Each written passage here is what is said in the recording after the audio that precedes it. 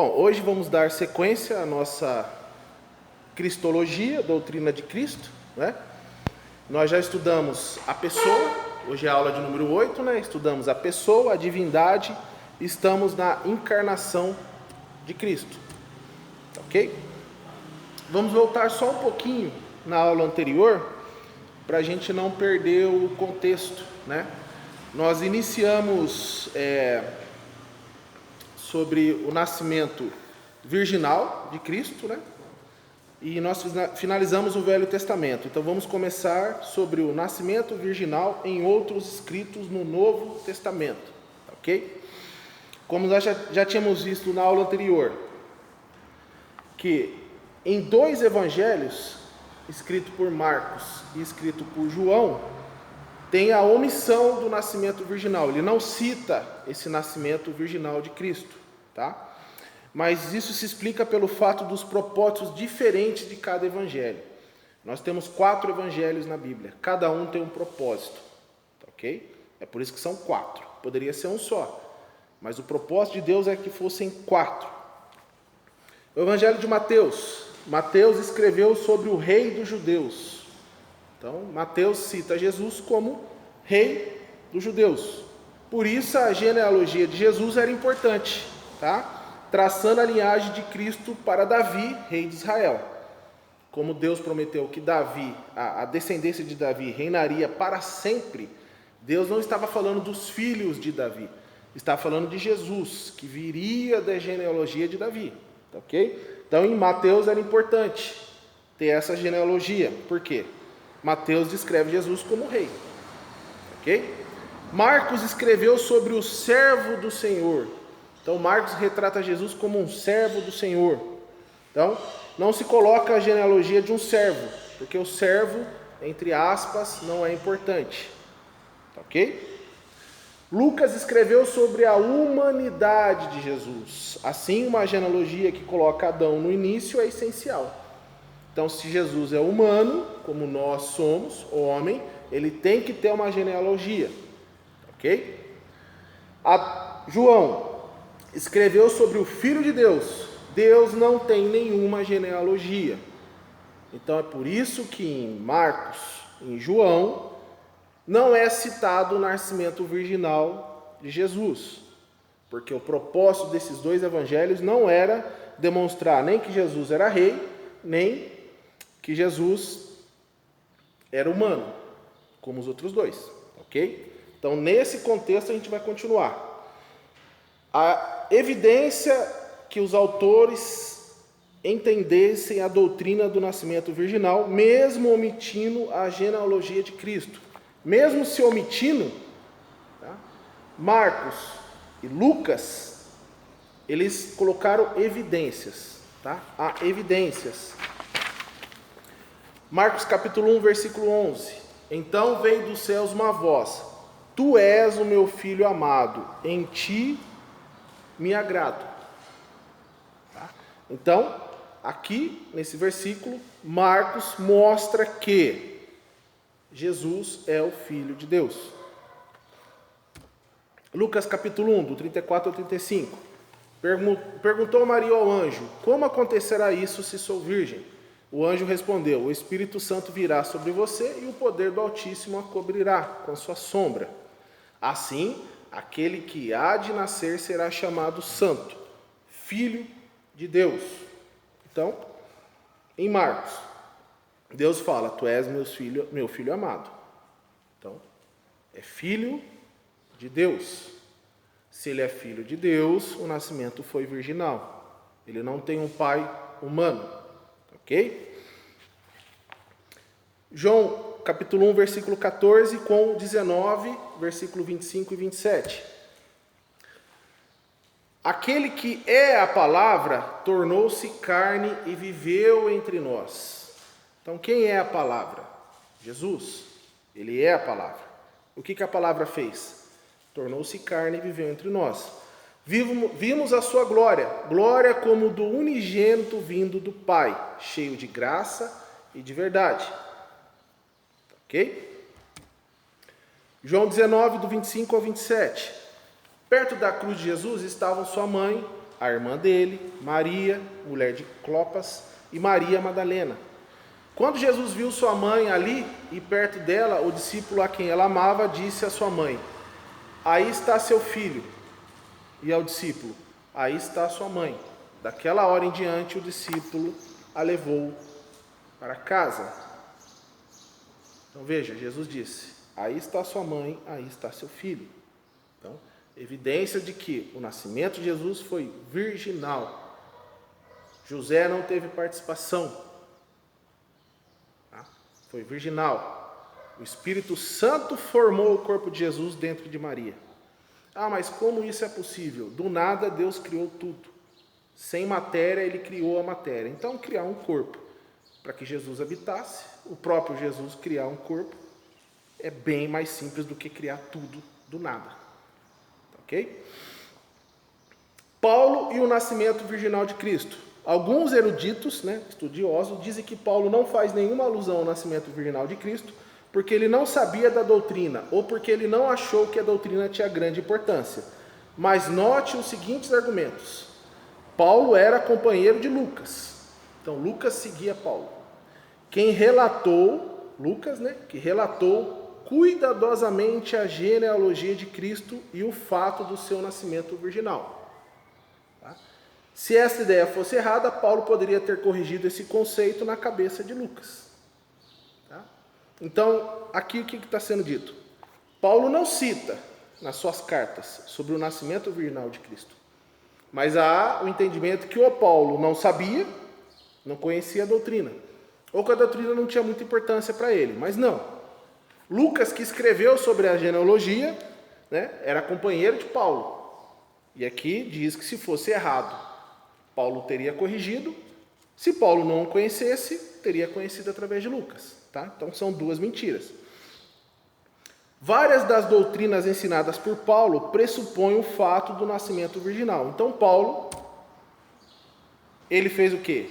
Ele mostrou indiretamente, falou indiretamente sobre o nascimento virginal de Jesus, ok? Seja a atitude de vocês a mesma de Cristo Jesus, que embora sendo Deus, não considerou que o ser igual a Deus era algo que devia apegar-se, mas esvaziou-se a si mesmo, vindo a ser servo, tornando-se semelhante aos homens. Tá? E sendo encontrado em forma humana, humilhou-se a si mesmo e foi obediente até a morte, morte de cruz. Por isso Deus o exaltou à mais alta posição e lhe deu um nome que está acima de todo nome, para que ao nome de Jesus se dobre todo joelho, no céu, na terra e debaixo da terra, e toda língua confesse que Jesus Cristo é o Senhor, para a glória do Pai. Então aqui mostra, se ele sabe que Jesus, sendo Deus, esvaziou-se a si mesmo, vindo a ser servo, tornando-se semelhante aos homens, ele está declarando abertamente que o nascimento foi virginal, que Jesus não é descendente de Adão. Se ele é descendente de Adão, ele é pecador, ele não é Deus. Ok? Então essa passagem mostra claramente a pré-existência de Cristo, não a geração dele pelos pais humanos. Ok? Salmo 51, 3. Pois eu mesmo reconheço as minhas transgressões, e o meu pecado sempre me persegue. Aqui Davi escrevendo o quê? Eu mesmo me conheço as minhas transgressões, e o pecado sempre me persegue. Salmo 51, 5. Sei que sou pecador desde que nasci. Sim, desde que me concebeu minha mãe. Então, se Paulo escreve que Jesus era Deus, esvaziou-se a si mesmo e veio a ser servo, tornando-se semelhante aos homens. Tá? E aqui, Paulo, que era fariseu, que se destacava entre os fariseus em ensino, em doutrina, escreve que Jesus não é igual, está em Salmos, ele indiretamente diz que o nascimento virginal de Cristo é verdadeiro, ok? É bíblico. Segunda carta de Paulo a Coríntios, capítulo 5, versículo 21. Deus tornou pecado por nós aquele que não tinha pecado, para que nele nos tornássemos justiça de Deus. Então, quando Jesus estava na cruz, E ele bradou: Deus meu, por que me desamparastes? O que estava acontecendo ali? Ali, naquele momento, ele se tornou pecador. E Deus se apartou dele. Então Paulo escreveu o quê? Deus tornou pecado por nós aquele que não tinha pecado, para que nele nos tornássemos justiça de Deus. Aqui Paulo está afirmando que Jesus nasceu de uma virgem, que ele não descende do homem. Tá? Que o nascimento virginal de Jesus é verdade, é propósito de Deus, é o Deus encarnado. Porque lá na cruz, só naquele momento, Deus tornou pecado por nós aquele que não tinha pecado. Para que ele pagasse tudo, todos os pecados, desde o primeiro de Adão até o último segundo que esse mundo vai existir. Está pago. Quem crê é justificado. Ok? Se ele não tinha nenhum pecado, isso mostra que Cristo não nasceu como todos desde Adão. Quer dizer, na iniquidade, no pecado original. Tá? Não existe nenhuma declaração nos escritos de Paulo que mostre dúvidas quanto ao nascimento virginal de Cristo. Por que é importante a gente entender isso? Porque Paulo é o pai da teologia. Paulo é o maior teólogo que existiu. E Paulo não fala sobre o nascimento virginal. E muitos incrédulos e falsos cristãos vão dizer que é mentira porque o próprio Paulo não falou, quando isso não é verdade. Paulo indiretamente afirmou essa doutrina. Ok? Isso é importante. Tá? Paulo emprega expressões peculiares quando menciona o nascimento de Cristo. Romanos capítulo 1, versículo 3. Paulo escrevendo a carta à igreja que estava em Roma, os romanos, acerca de seu filho que nasceu da descendência de Davi segundo a carne. Tá? Aqui a palavra que ele usa é ginomai, tornar-se, vir a ser. Então, ginomai, no grego. Então, acerca de seu filho que nasceu da descendência, a respeito a seu filho, ao qual segundo a carne veio descendência de Davi. Veio. Ginomai, tornou-se, vir a ser. Então ele fez o quê? Ele não nasceu, ele tornou-se, ele veio a ser homem. Ok? Gálatas 4:4. Vindo, porém, a plenitude do tempo. Então, qual é a plenitude do tempo? O Filho de Deus aqui na terra, é a plenitude do tempo. É o tempo pleno. É o que foi prometido. É o que está em Gênesis. É o plano de Deus, que ele pensou, ele determinou que iria acontecer e está acontecendo antes de formar o mundo todo, tá? A plenitude do tempo. Deus enviou o seu filho, nascido. Esse nascido também é ginomai. Deus tornou o seu filho. Deus enviou o seu filho. Seu filho vir a ser nascido sob a lei de mulher. Tá bom? Então, essa é a palavra que Paulo usa, ginomai, tornar-se, vir a ser. Tá?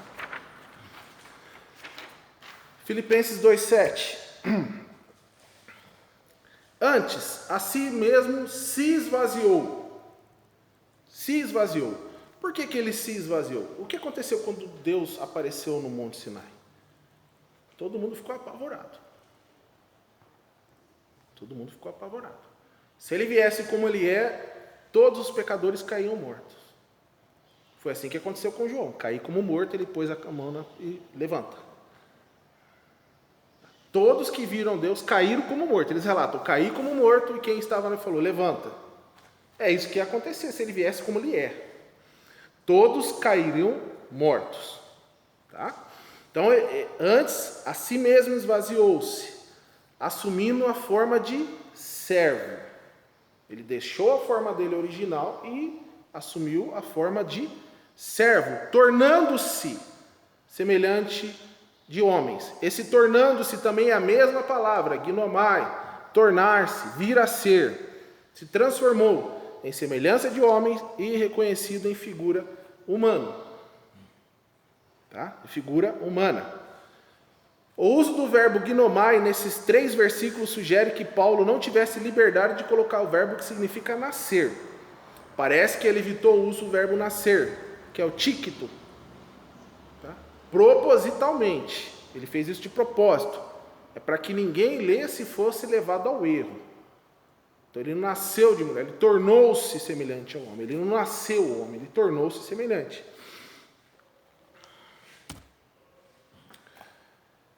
Propositalmente.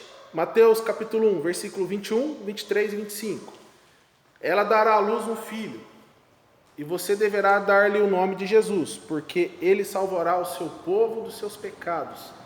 A virgem ficará grávida e dará à luz um filho, e lhe chamarão Emanuel, que significa Deus conosco. Mas não teve relações com ela enquanto ele não deu à luz um filho, e ele lhe pôs o nome de Jesus. Então são 3 versículos. Tá? Não teve relações. José não teve relações com Maria até que Jesus nascesse. Tá? Paulo quase nunca menciona diretamente os eventos da vida de Jesus encontrados nos evangelhos. Assim, o leitor não deve esperar nenhuma referência do nascimento virginal nos escritos de Paulo, tá? Porque Paulo não menciona esses outros eventos da vida de Jesus Cristo. Devemos então ficar com dúvidas quanto à veracidade dos evangelhos? De jeito nenhum. Tá? Quantas vezes Deus precisa afirmar uma verdade para garantir a sua veracidade? Uma vez só. Tá, okay? Então, não é desculpa Paulo não ter escrito a respeito do nascimento para dizermos que não é verdade, porque em outra parte da Bíblia está escrito, é verdade. O nascimento virginal no testemunho de Cristo, agora o próprio Cristo, tá? Cristo. É razoável, à luz das circunstâncias, pressupor que José e Maria não tivessem falado muito do nascimento de Cristo. Então eles não comentaram, eles não falaram. José guardou para ele. Tá? O assunto era muito delicado. Porém, há evidência de que Cristo soubesse de sua origem sobrenatural. Tá? Parece que, como criança, Cristo já sabia de sua geração milagrosa. Ele já sabia. Ele era criança, de forma de criança, mas era o próprio Deus encarnado. Lucas capítulo 2, versículo 48 e 49. Quando seus pais o viram, ficaram perplexos. Sua mãe lhe disse: filho, por que você nos fez isto? Seu pai e eu estávamos aflitos à sua procura. Ele perguntou: por que vocês estavam me procurando? Não sabia que eu devia estar na casa de meu pai? Então, Cristo já sabia que José não era o pai dele. O pai dele foi aquele que enviou ele.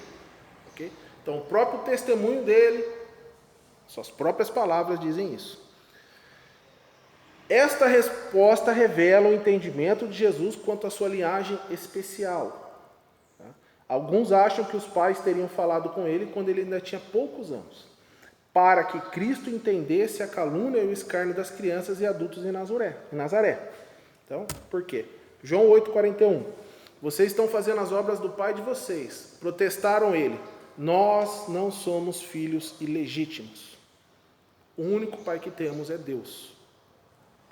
Então, dá para entender essa passagem como uma acusação contra o próprio Jesus, dizendo: não somos igual a você, Jesus. Nós não somos filhos ilegítimos igual a você. O único pai que temos é Deus. Então, Jesus pode ter escutado isso de quando pequeno, porque ele falava: meu pai é o que está nos céus. Então, seu pai não é legítimo. Tá? A questão de Mateus capítulo 22, do 41 ao 45. Estando os fariseus reunidos, Jesus lhe perguntou: o que vocês pensam a respeito de Cristo? De quem ele é filho? É filho de Davi? Responderam eles. Ele lhes disse: então como é que Davi, falando pelo Espírito, o chama Senhor? Se ele é filho de Davi, que nem vocês estão falando, por que Davi o chama de Senhor? Pois ele afirma: o Senhor disse ao meu Senhor: senta-te à minha direita, até que eu ponha os teus inimigos debaixo de teus pés. Se, pois, Davi o chama Senhor, como pode ser ele seu filho? Né? Como que Jesus é filho biológico, né? Uma descendência de Davi, e Davi o chama de Senhor. Né? A pergunta: Como o Messias pode ser filho de Davi e o Senhor de Davi ao mesmo tempo? Não tem como. Né? Que nem eu falei, essa promessa que a descendência de Davi reinaria para sempre era apontando para Cristo. Apontando para Cristo. Tá? Para eles poderem identificar quem era o Cristo. Não porque Cristo seria filho de Davi. Ok? Ele teve que ser o descendente físico de Davi e o filho de Deus. Se Jesus nascesse naturalmente com pai e mãe humanos, ele teria sido apenas o filho de Davi. Ele não seria o filho de Davi e o filho de Deus. Mas através do nascimento virginal, ele poderia ser o filho de Davi e o filho de Deus. Ok? Foi justamente essa verdade que os fariseus não podiam compreender da existência de Jesus. Mateus 22, 46. Ninguém conseguia responder-lhe uma palavra. Ninguém conseguiu responder.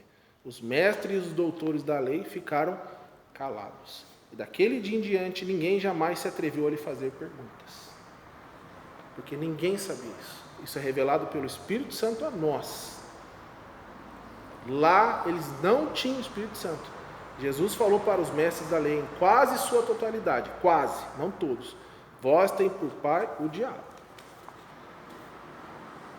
É isso. Os judeus aparentemente perceberam a declaração de Cristo de um nascimento sobrenatural quando ele insistiu que tivesse descido dos céus.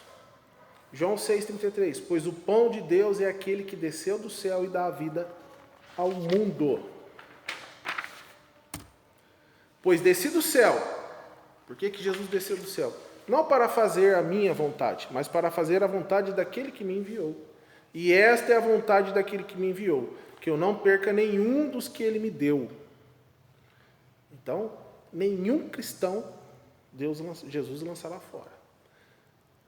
Que eu não perca nenhum dos que ele me deu, mas os ressuscite no último dia. Porque a vontade do meu Pai é que todo o que olhar para o Filho e nele crer, tenha a vida eterna. Nós já temos a vida eterna. Tá? Já temos. Não é que nós vamos ter, nós temos. E eu o ressuscitarei no último dia, o corpo. Tá? Nossa alma não morre, morre o corpo. Com isso, os judeus começaram a criticar Jesus, porque disseram, eu sou o pão que desceu do céu. E diziam, este não é Jesus, o filho de José? Não conhecemos seu pai e sua mãe? Como ele pode dizer desci do céu? Então, o próprio testemunho de Jesus mostrava isso. Eu nasci sobrenaturalmente do Espírito Santo. Eu nasci de uma virgem. Tá? Eles sabiam que para alguém dizer que desceu dos céus, não seria possível que ele nascesse de pais humanos da terra. Ok?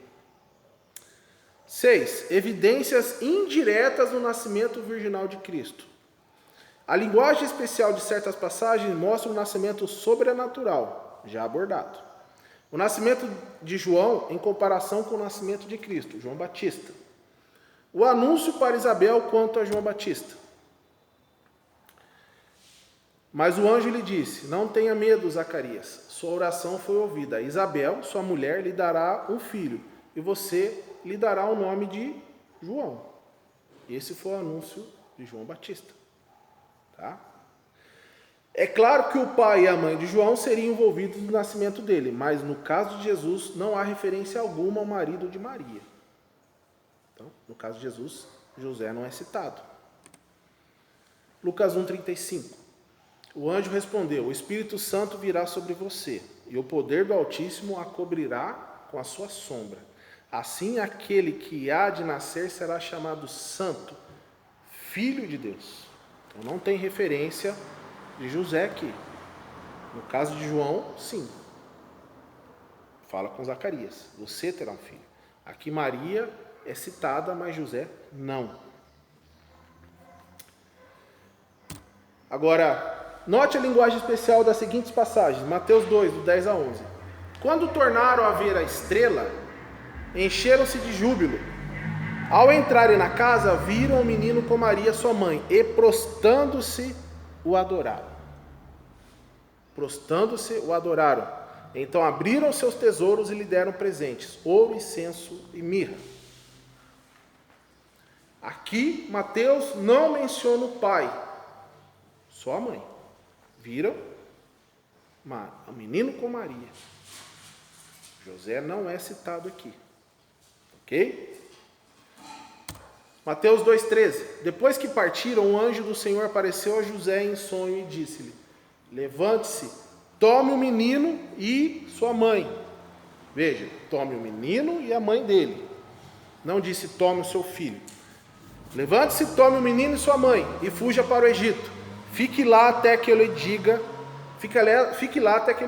pois Herodes vai procurar o menino para matá-lo. Nenhuma referência a José como pai de Jesus. O anjo não disse tome o seu filho e sua esposa. José não é pai de Jesus. Tá? Quem é pai de Jesus? O Deus Pai. Ok? A apresentação de Jesus no templo. Havia em Jerusalém um homem chamado Simeão. Quem era esse homem? Era um homem justo e piedoso. Simeão, um homem justo e piedoso, muito diferente dos fariseus, e que esperava a consolação de Israel. E o Espírito Santo estava sobre ele. Veja a diferença. Era um homem justo e piedoso, que esperava a consolação de Israel, o Salvador, o Cristo. E o Espírito Santo estava sobre ele. Tá? Fora-lhe revelado, por quem? Pelo Espírito Santo, que ele não morreria antes de ver o Cristo do Senhor. Ele veria o Cristo encarnado ali. Ele não morreria antes. Movido pelo Espírito, ele foi ao templo. Quem levou ele até o templo? O Espírito. Quando os pais trouxeram o menino Jesus para lhe fazer conforme queria o costume da lei. Era um costume da lei. Jesus disse, vim para cumprir a lei. Então, estava sendo cumprida nele a lei. Ok? Simeão o tomou nos braços e louvou a Deus, dizendo, ó soberano, como prometestes, agora podes despedir em paz o teu servo, pois os meus olhos já viram a tua salvação, que preparaste à vista de todos os povos, luz para a revelação aos gentios, que somos nós, e para a glória de Israel, teu povo. Ok? Então, veja, no templo tem uma restrição, no templo dos judeus, uma restrição sobre a entrada no templo de certos judeus. Certos judeus não poderiam entrar no templo. José e Maria levaram Jesus até o templo, e eles entraram lá. Qual era essa restrição? Quem nasceu de uma união ilícita, não poderá, isso é Deuteronômio 23:2, não poderá entrar na Assembleia do Senhor, como também os seus descendentes até a 10ª geração. Tá? Então há uma restrição. Então, a afirmação indireta que Cristo nasceu sobrenaturalmente. Simeão entrou no templo, movido pelo Espírito. Tá, ok? Para ver o cumprimento da promessa de Deus para ele. Ele viu o Cristo do Senhor, apresentado no templo na forma do menino Jesus. Um evento que não poderia ter acontecido se Cristo fosse um bastardo. Se Cristo fosse o filho de outro homem, não de Jesus. Se ele fosse fruto de um adultério, ele não teria entrado no templo. Ele não poderia ter sido apresentado lá e o próprio Deus o barraria. Então isso aqui comprova que Jesus não é filho de adultério. Ele não é filho de José, mas é filho de Deus. Nasceu de uma forma sobrenatural. Ok? 7. O argumento psicológico mostra o nascimento sobrenatural. Também temos um argumento psicológico. A resposta de Maria ao anúncio angélico do nascimento de Jesus. Então, o anjo veio e anunciou a Maria. O que Maria respondeu? Respondeu Maria, sou serva do Senhor, que aconteça comigo conforme a tua palavra. Então o anjo a deixou. Então essa resposta de Maria fala isso, ela não desesperou. Meu Deus, o que vai acontecer comigo? Vou ser chamada de adúltera, vão me apedrejar. José vai largar de mim, não vai nem casar comigo. Vou ficar desonrada, né? Vou morrer à míngua, porque a mulher naquela época que não tinha um marido morria de fome, não conseguia trabalhar, não conseguia sustento, era diferente de hoje, tá? Mas o que ela fez? Sou serva do Senhor, que aconteça comigo conforme a tua palavra. Tá? Não só isso, tem o cântico de Maria. Então disse Maria, minha alma engrandece ao Senhor e o meu espírito se alegra em Deus, meu Salvador, pois atentou para a humildade da sua serva. De agora em diante, todas as gerações me chamarão bem-aventurada, pois o poderoso fez grandes coisas em meu favor. Santo é o seu nome. Veja que momento nenhum ela fala, eu sou Maria Imaculada. Santo é o seu nome, pois atentou para a humildade da sua serva. Né? Santo é o seu nome, a sua misericórdia estende-se aos que o temem, de geração em geração. O que é temer o Senhor? É conhecê-lo e obedecê-lo. Tá? Isso é temer, não é ter medo. Temer ao Senhor é conhecê-lo, é obedecê-lo, é praticar o que ele disse, é imitá-lo. Então, de geração em geração, ele realizou poderosos feitos com seu braço. Dispersou os que são soberbos no mais íntimo do coração. Dispersou. Olha, saiam de perto de mim, soberbos. Eu quero os humildes. Derrubou o governante dos seus tronos, mas exaltou os humildes. Encheu de coisas boas os famintos, mas despediu de mãos vazias os ricos. Os ricos materialmente e pobres espiritualmente. Tá? Porque tem rico que também é salvo. Mas aquele rico materialmente e pobre espiritualmente, despediu. Ajudou a seu servo Israel, lembrando-se da sua misericórdia para com Abraão e seus descendentes para sempre, como dissera aos nossos antepassados. Então, como dissera aos nossos antepassados que ele faria, ele fez. Ok? Agora, a visita de Maria para Isabel. Maria, que gerou Jesus, visitou Isabel, que gerou João Batista. Lucas 1, do 39 ao 45. Naqueles dias, Maria preparou-se e foi depressa para uma cidade da região montanhosa da Judéia, onde entrou na casa de Zacarias e saudou Isabel. Quando Isabel ouviu a saudação de Maria, o bebê agitou-se em seu ventre. E Isabel ficou cheia do Espírito Santo e em alta voz exclamou. Então veja, quando Isabel ouviu a saudação de Maria, João Batista, que estava em seu ventre, que havia enviado para preparar o caminho do Senhor, agitou-se, porque a palavra diz que João Batista era cheio do Espírito Santo já desde dentro do ventre. Então Isabel fez o quê? Ficou cheia do Espírito Santo e em alta voz exclamou, bendita é você entre as mulheres, e bendito é o filho que você dará à luz. Mas por que sou tão agraciada a ponto de me visitar a mãe do meu Senhor? Assim, o que eu fiz para merecer, para que a mãe do Senhor venha até mim? Logo que a sua saudação chegou aos meus ouvidos, o bebê que está em meu ventre agitou-se de alegria. Feliz é aquele que creu que se cumpriria aquilo que o Senhor lhe disse.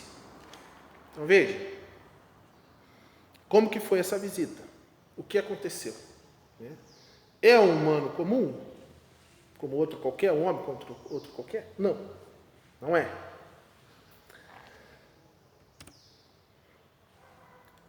Os judeus insistiram, temos uma lei, e de acordo com essa lei, ele deve morrer porque se declarou filho de Deus.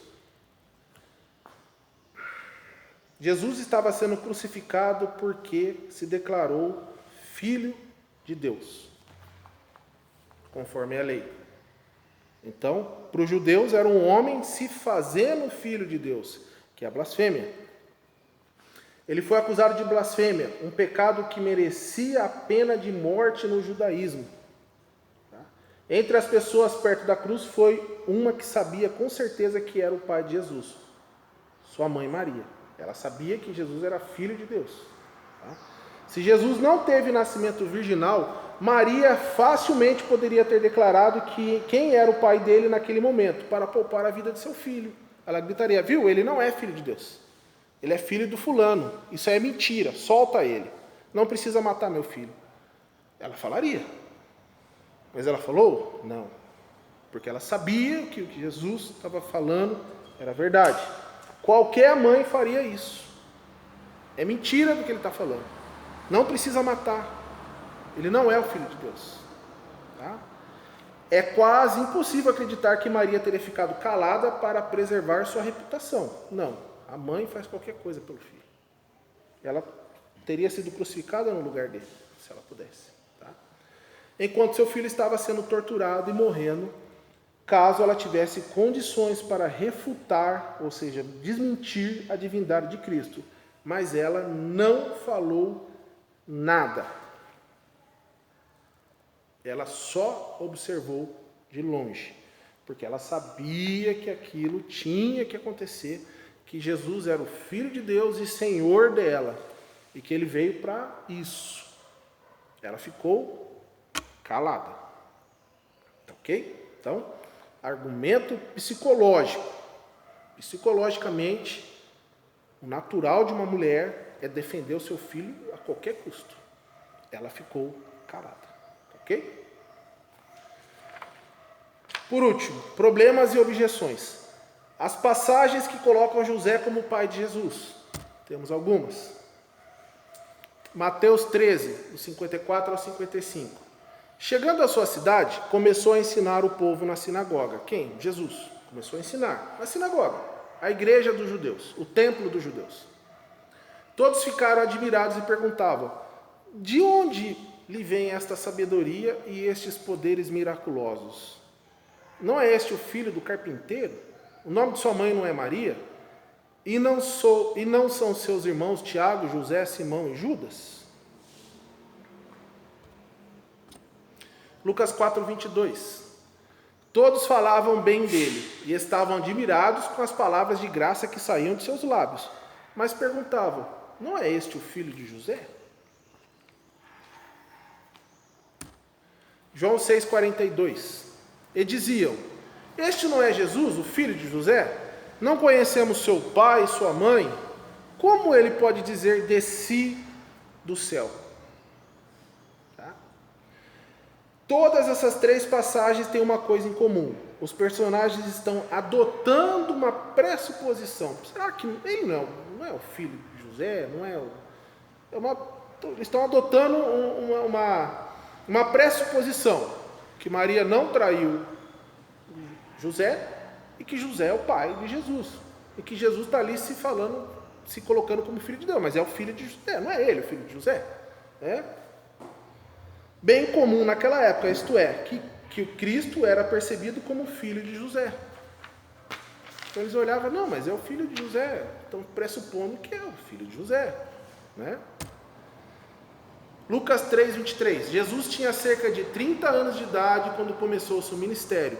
Ele era, como se pensava, filho de José, que era filho de Eli. Então ele era o quê? Como se pensava.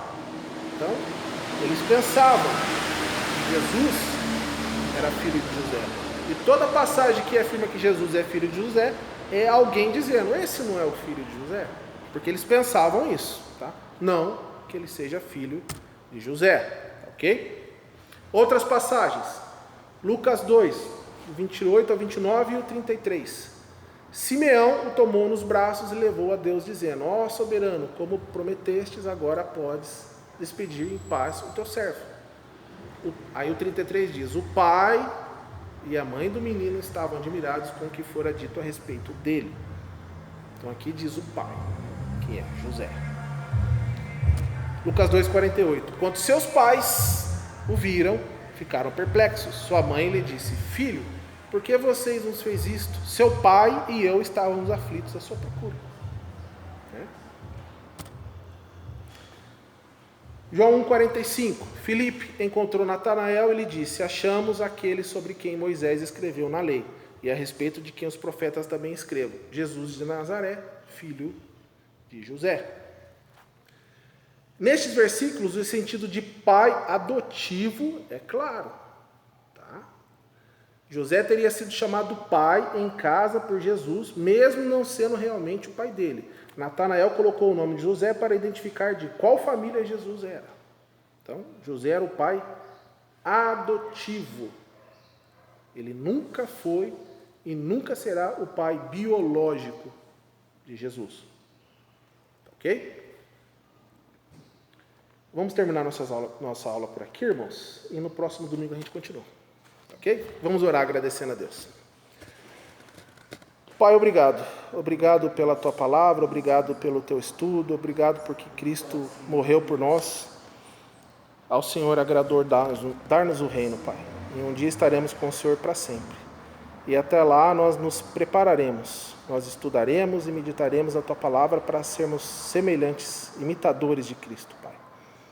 Em nome do Senhor Jesus, que eu oro, peço e agradeço. Amém. Obrigado, irmãos.